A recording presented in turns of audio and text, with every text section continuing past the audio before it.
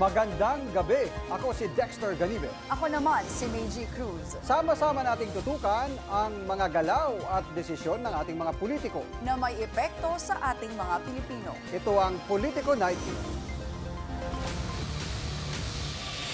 Itinuturong matinding nakinabang sa pondo ng flood control projects na si Zaldico, spotted ng mga Pinoy sa Madrid. Hirit ni Davao 1st District Representative Pulong Duterte, huwag gawing props ang Davao sa flood control investigation. Sa Politico on the Spot, basketball player turned politician Francis Zamora, makakakwentuhan natin live. At makihula sa ating Politihu. Sino ang dating politiko na nagre-regalo raw ng mga starlet sa mga katropang contractors? Nasa Madrid, Spain, si resigned Ako Bicol Party List Representative Zaldico. Base yan sa inilabas na artikulo ng pressreader.com. Ayon sa article, naka-check-in sa luxury hotel na Rosewood Villa Magna Hotel sa Paseo de la Castellana ang dating mambabatas. Mga Pinoy sa Madrid ang tinuturong source na nakakita kay Ko na nagtulong-tulong na mahanap ito para makatulong na maipabalik siya sa Pilipinas. Nakuha rin daw nila ang mga personal information ni Ko, maging ang mga larawan niya sa loob ng hotel at screenshots ng software na tanging may airline lang ang may access. Sa katunayan, nasubaybayan pa raw nila ang biyahe ng dating mambabatas mula Singapore hanggang New York at stopover niya sa Dubai. Ayon sa mga Pilipino sa Madrid, hindi makakatakas si Zaldico dahil hindi rin sila titigil sa pagmamatyag hanggat hindi siya humaharap sa hukuman. Huwag gawing props ang Davao para magmukhang matapang. Yan ang hirit ni 1st District Representative Pulong Duterte kaugnay sa ginanap na investigasyon tungkol sa mga anomalya na flood control projects.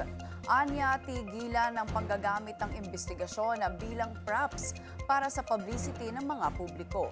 Panawagan niya, nag-imbestiga na rin lang daw sa Mindanao, pasadahan na rin ang mga project ni Zamboanga City 2nd District Representative Manix Dalipe na anya ay siguradong magaganda at pulido, kasing pulido ng paglobo ng tiyan nito. Si Dalipe ay bahagi ng small committee na binuo umano para i-review at ayusin ang mga revisions sa 2025 national budget kasama ang chairman ng appropriation chair noon na si Zaldico.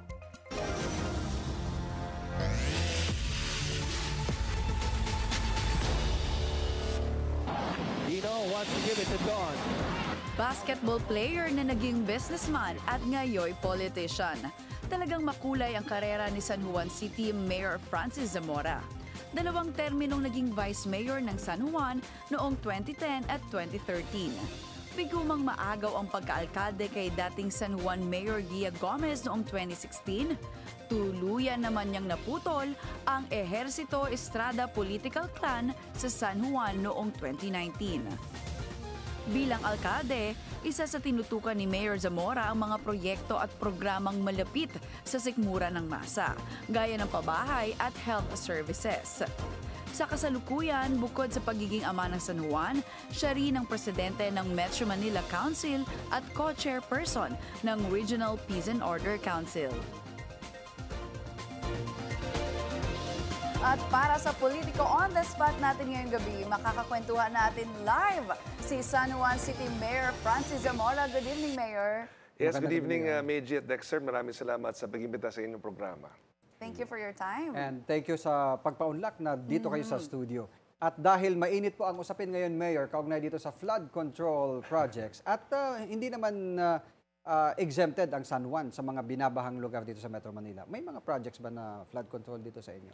Opo, no, dito po sa San Juan, meron tayong 13 flood control projects at I'm proud to say, wala pong ghost project sa San Juan. Walang substandard? Walang substandard projects. Kami po ay na-inspect na po ng DPWH at nakikita po ng ating mga mamamayan ng mga proyektong ito. In fact, all our pumping stations po 100% operational.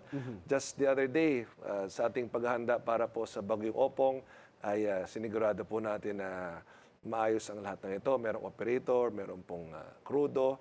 At salamat sa Diyos, hindi po natin kailangang paandarin sapagkat hindi naman po talaga naging matindi ang epekto po sa atin. So I'm proud to say po, dito sa San Juan, maayos po ang ating projects. Hindi lamang ang ating flood control projects, ngunit ang lahat po ng ating infrastructure projects. Yung sa San Juan River kasi 'di ba, madalas umaapaw 'yan pag talagang malakas yung ulan. Wala bang plano, Mayor, na itaas yung Actually, yung wall, yung river wall para hindi Sige po, tamang-tama na tanong niyo po yan. Just to give everyone the correct information po. Ang San Juan River po ay 9.8 kilometers ang haba. Ang bahagi po ng San Juan dyan ay 2 kilometers lang. 2 kilometers lang. At unfortunately for us, kami po ay nasa downstream. So lahat po ng tubig at ganoon din po yung basura ay pababa po sa aming lungsod. Tamang-tama nga po, na pinapag-usapan po natin yan. Si Ginoong Ramon Ang po ay nagsabi na po sa atin na tutulong sa pag-dredge ng San Juan River at ng ating dalawang creeks. Ito po ang ating Maytunas Creek at Ermitaño Creek na konektado parehas po yan sa ating San Juan River. Bakit po umaapaw? Sapagkat nawala na po yung dating lalim nito. So Kinakailangan na silted talagang, yes, yung burak, yung silt, yung basura, nag-ipon na po sa ilalim. So kinakailangan po talaga i-dredge po yan para bumalik yung dating lalim. At sa aming pagpupulungan ni Ginoong Ramon, meron siyang teknolohiyang sinasabi na gagamitin po nila. Kaya excited po ako sapagkat siya na mismo po ang personal na nagsabi po sa akin ng kanyang plano para po sa ating San Juan River. At meron silang mga heavy equipment para dito, meron silang teknolohiya para dito. At ngayon pa lamang ako ay nagpapasalamat na sa kanya sa itutulong niya po sa San Juan. Mayor, nabanggit niyo po, which is a good thing na wala pong ghost projects and mga substandards projects na infrastructure sa inyong city. Apo. But as the president of Metro Manila Council, meron po ba kayong mga information sa other cities na nagkaroon po ng mga ganitong klaseng proyekto? At ano po yung role ng Metro Manila Council sa ICI investigation na ongoing pa rin po hanggang ngayon? Okay, a few weeks ago, kami po ay nagkaroon ng isang caucus ng Metro Manila Council. Marami po sa ating Metro Manila mayors ang pumunta. Kasama po natin si Chairman Don Artes. At binanggit po ni Chairman Artes Aden na isubmit na nga ang aming mga flood control projects sa kanila sapagkat magiging bahagi po ito ng investigasyon. Ang ICI po, meron silang mga protocols, meron silang procedures when it comes to investigation. So I honestly don't know kung ano po ang nagiging procedure po nila pagdating dito. Ngunit ang lahat naman po ng lungsod ay pwede nilang dalawin at any time. At nakikita po natin, marami na hong mga ibang nadalawang ICI. At meron din tayong mga kasamang mayor sa Metro Manila na may mga sentimento, may mga hinaing sapagkat bigla na nga raw nagkakaroon ng mga proyekto sa kanilang mga lungsod na walang koordinasyon po sa mayors. Kaya yun po ang gusto ko rin ibahagi po sa inyo ngayon, na kami nagpapasalamat kay Pangulong Marcos sapagkat mula po nung nangyari ang lahat ng pag-uusap na ito patungkol sa flood control. Una, naglabas po siya ng direktiba about 1 month ago na kinakailangan po ang DPWH, ganun din ang ating mga national government agencies. Dapat po sila ay makipag-ugnayan sa mga LGUs. Hindi na pwede yung nakasanayan nila na bigla na lang maghuhukay, bigla na lang may itatayo. Kasi sa totoo, nangyari po talaga yan. I consulted my fellow Metro Manila mayors, and as a National President of the League of Cities of the Philippines, I also consulted my fellow city mayors in the provinces. At talagang grabe daw po doon. So nagkakaroon ng proyekto na hindi po alam ng mga LGU? Bigla na lang kung nagsisimula na. Nalalaman na lang nila pag naghukay na or tinatayo na. So dito po, paano po yung magiging proseso niyan? Kumbaga, magagaling muna sa national, sa DPWH, tapos ipopropose po sa LGU, and then kayo po yung signatory, yung last na magsasign nitong approval ng projects. Ganun po ba yun, Mayor? Well, ang directive po ng Pangulo ay dapat makipag-ugnayan sa LGU. So, hindi na uubra yung bigla na lang maghuhukay sila. So manggagaling muna kay LGU yung mga proposed projects, approval sa national? Actually, that's how it should be. Because again, paano malalaman ng national anong kailangan namin? Dapat kami ang magsasabi sa kanila, DPWH, ito ang kailangan namin. Ito ang mga kalye namin na kailangan ng pumping station. Ito ang mga barangay na kailangan ng slope protection. Ito ang mga lugar na kailangan improve yung drainage systems. Sapagkat kung hindi po nila kami kukonsultahin, paano nila malalaman? Sa tingin ko po, mas alam ni Mayor kaysa sa mga district engineer na hindi naman po nakatira sa aming lungsod. So yan po ang aming pakiramdam pagdating po rito. No? At kami ngayon nagpapasalamat sa ating Pangulong Marcos sapagkat yan po ay bagay na intindihan niya dahil siya ay dating Dati din siyang gobernador. gobernador. So ngayon po, last week, hindi lamang ngayon koordinasyon at approval. Ngayon po ay bibigyan na rin po ng otoridad ang mga mayors na pumirma ng Certificate of Acceptance. Bakit Kapag po, natapos na. pag natapos na, bakit po mahalaga yan? We will not sign any document kung hindi namin nakitang Kung tapos ghost, ang proyekto. Tsaka kung substandard. At kung substandard, yes. Dati po kasi, like what I said, minsan, nababayaran na nga yung contractor, wala namang Wala pang pong proyekto. project. And minsan, hindi rin nga alam ng mayor na doon pala sa kanyang lungsod, merong naipasok na pondo, meron palang proyektong supposedly na nagawa. Much worse, nabayaran pa yung contractor. So ngayon po, no, sa ganitong sistema, na magiging involved na po kami sa accountability process, I will not sign, ako po, I will never sign any certificate of completion kung hindi naman po nakumpleto or kung hindi naman po within specifications yung ginawa po nila. Ayan. So yan po ang Lalo mahalaga po pang rito. init ang ating mga usapan dito kay Mayor at nabanggit niya kanina, siguro pa-follow up natin mamaya yung tungkol sa basura, lalo na dito sa Metro Manila. Bukod po sa part 2 ng ating kwentuhan kay Mayor Zamora, abangan din sa aming pagbabalik, Cavite Congressman Kiko Barzaga, tinadtad ng patutsada ang Marcos admin.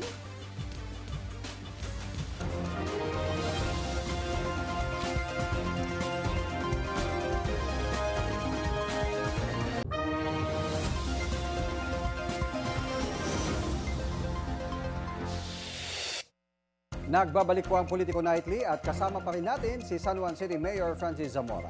Sir, yung nabitin kong question, yung basura ang isa sa mga isinisisi na laging dahilan ng mga malawakang pagbaha sa Metro Manila. Ano na po yung mga hakbang na ginagawa ng Metro Manila Council para naman masolusyonan ito?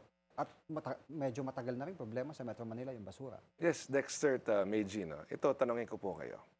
Kapag bumabagyo, kapag bumaba at humupa ng tubig, ano pong nakikita natin sa mga kalye? Oo. Nakikita natin yung basura. Ano nakikita po natin sa ating mga ilog, sa ating mga creek? Basura. Basura. Tila naging malaking basurahan na po ang ating mga ilog, ating mga creek. At nakakalungkot po na meron tayong mga kapwa Pilipino na hindi po disiplinado pagdating po sa pagtapon ng basura. Kung kaya't ang Metro Manila Council po ay nagpasa na ng isang resolusyon kung saan itinataas na po ang multa sa pagtapon ng basura sa maling lugar to 5,000 pesos. Yan po ang maximum allowed penalty under the local government code kung kayo po ay isang lungsod. Kung kayo naman po ay isang bayan, up to 2,500 pesos. So dito po sa Metro Manila, meron po tayong 16 na lungsod at isang bayan. Ang Pateros po, 2,500 pesos ang maximum penalty. Ang 16 cities naman po ay 5,000 pesos. So muli, natatanungin ko kayo at ating mga mamamayan, sino ba magbumulta?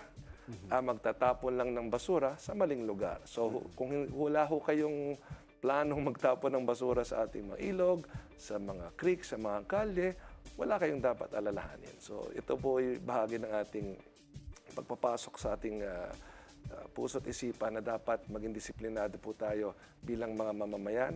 Ang basura po ay isa sa mga dahilan ng pagbabaha. Hindi ko po sinasabing ito lang po ang dahilan, ngunit isipin natin kung matanggal po ang basura sa ating mga waterways, kung mawala siya sa ating mga drainage system, mas dadaloy po ang tubig dyan kapag umuulan. So yun po ay isang hakbang upang makatulong din maibsan ang problema ng pagbaba sa Metro Manila. Kumbaga, lahat tayo ay sangkot, lahat ay may obligasyon, no?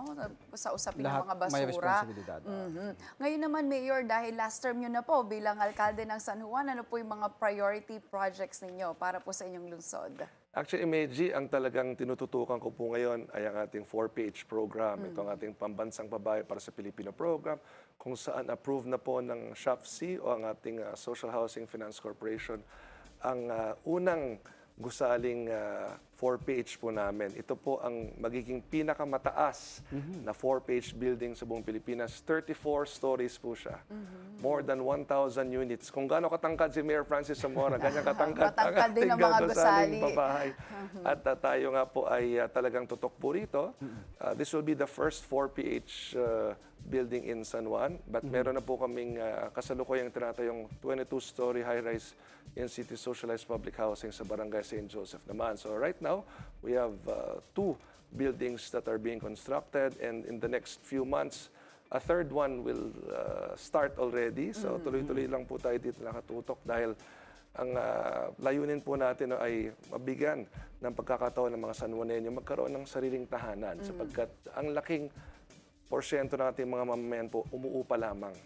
Wala silang masasabing sarili lang tahanan. So dito po tayo nakafocus. Aside from that, sinimulan na rin po natin ating makabagong San Juan Sports Center. It will be a multi-level sports center. Magkakaroon po yun ng 25-meter 5-lane swimming pool, facilities for different sports such as boxing, mixed martial arts. Magkakaroon po yan ng indoor jogging track, physical fitness gym, basketball, volleyball stadium, pati po badminton court, pickleball court. Oh, importante po yan na maging sporty and active, no? Yes, Ang ating mga kababayan at especially mga kabataan. Ngayon naman, Mayor, I wanna touch on, kamusta po yung relasyon ninyo with Estrada Ejercito Clan? And gusto ko pong malaman yung comment ninyo dahil ang dami pong mga comments ng mga personal na pagtuligsa, personal comments against Senator Jinggoy Estrada. What's your comment about that? Well, first of all, pagdating po sa relationship, ako sa totoo lang naman, in the instances na nakikita po kami, ako naman po lumalapit sa kanila, binabati ko sila. I will always be respectful naman.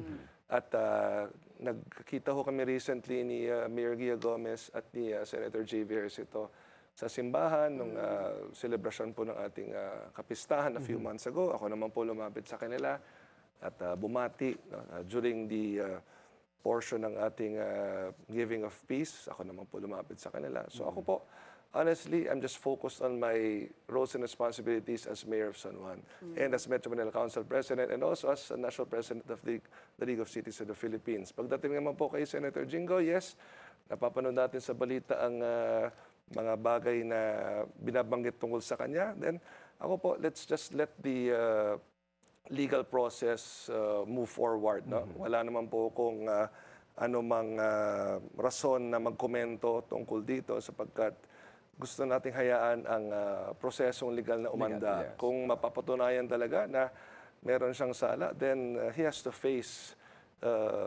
the consequences. No? So, tingnan po natin. Sa totoo lang, iba-iba po ang bagay na ating narinig. Ano ba yung tinatanong niyo tungkol ba doon sa... Personal, yung kanyang kasarian, sinasabi ng mga netizens. Well, Kung ano po yes. bang sinasabi niyong gusto mapatunayan, Mayor? Actually, di ba, dalawang bagay yung napapanood natin sa balita. Isa yung tungkol sa flood control, no? Yes. And isa naman yung tungkol doon sa Personal na buhay. personal na buhay. So again, let us see kung ano ba talaga ang totoo. Kasi alam niyo naman ngayon, yung balita, no? Kinakailangan suriin mo rin ng mabuti. Di ba? I'm not saying it's true. I'm not saying it's not true. All I'm saying is we have to be discerning when it comes to all of this. No? At kung merong mga pruweba talaga, di ba? Kasi sinasabi nga, meron daw resibo, di ba? Yun ang Ilabas curious na. ako. Anong klaseng resibo ito? Gaano katibay ba ang resibong ito? At that's something that I'm sure people are waiting to see also kasi yan nga po, talagang laman siya ng Viber, laman siya ng hintay na social natin media, yung gulong ng laman siya ng, hostisya. laman siya ng balita, di ba? Alright. Ito yung pinakamatinding question namin, Mayor. Panghuli, ano yung iyong nightly routine? Nightly Kahit routine. magbigay ka lamang po ng isa na nightly routine, Nightly Mayor routine, Zamora. to be honest with you, nagdadasal kami ng misis ko. Every night po yan. Before we sleep, we make sure na nagdadasal po kami ng aking asawa, ang aking nag-iisang asawa na si Kerry Zamora. Ayan, the family that prays together. Stays together. Alright. Yeah, maraming salamat, Nakausap Mayor. po natin. Thank you At po. ngayon po maraming salamat si San Juan City Mayor Francis Zamora. At sa pagbabalik ng Politico Nightly, government official taga-deliver daw ng mga expensive starlet sa mga kontraktor. Makihula sa ating Politiho.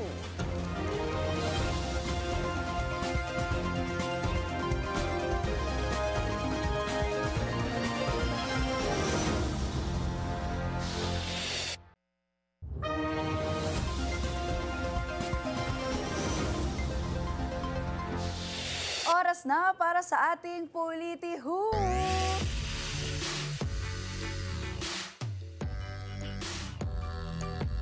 Sino itong dating government official na nagbabayad ng starlet para pasayahin ang kanyang mga tropang contractors? Ayon sa ating Kamarites, special treat lang daw ito ni Bossing tuwing may nakukubra silang proyekto. At take note, panggalante ang standard ni subject sa pagpili ng kanyang ireregalo. Abay, bukod kasi sa sexy, maganda at makinis, madalas in demand na mga starlet ang kanyang hinahire. Meaning, pricey ang TF ng mga starlet. Kaya ang tropa ni Sir, sure daw na nagtatayuan ang balahibo kapag kumatok na ang special treat. Wala naman daw problema sa government official ang TF dahil kasing lalim naman daw ng baha sa Metro Manila ang bulsa nito. Yun nga lang, nabisto ito noong nabuking ng misis ng isang kontraktor na umiskor sa iba ang kanyang mister. Uy, may clue. Anong clue? Ka-look-alike na artista. Sinong artista kayang ka-look-alike niya? Baka naman sila. Sino kayang artista? Yun nga. O, Yun na lang hulaan komedyante natin. artista. Ang komedyante ba yan? Mga komedyante, mga babalu. O pang ano? O pang ano? Pang drama. O Oo nga. pang sports ang dating. Grabe, pero Dex, may mga nabasa na rin akong ganyan, no? So, it's really also a serious matter na napakalalim ng korupsyon na nangyayari sa isang ahensya and tungkol dito sa mga flood control anomalies. Kasing Kasi lalim ng pati baha. korupsyon ng mga babae. Anyways, yan, manghula na kayo. At maraming salamat sa inyong pagsama sa amin ngayong gabi. Ako po si Dexter Ganibe. Ako naman, si Meiji Cruz. Hanggang bukas dito sa Politico Nightly.